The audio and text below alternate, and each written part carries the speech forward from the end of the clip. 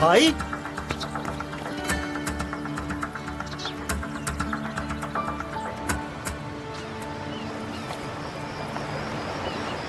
रुको रुको, गाड़ी रुको, हो रही।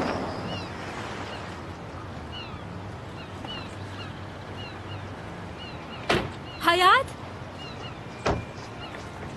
हयात, हयात, तुम ठीक तो हो ना? उसने क्या किया है तुम्हारे साथ, बताओ मुझे। हयात, तुम बोल क्यों नहीं रही? कुछ तो बताओ, हुआ क्या है आखिर? मुझे कोई बात नहीं करनी है, बस घर ले चलो मुझे।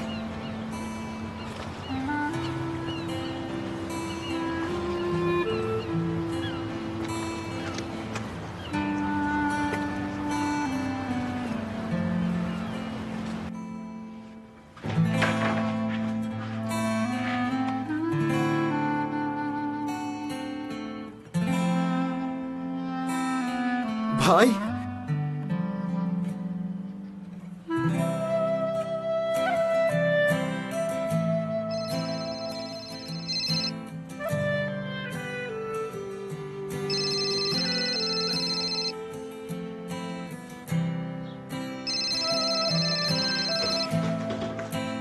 अरे भाई, आप यहाँ छुप कर बैठे, मेरी तो जान ही निकाल दी थी आपने।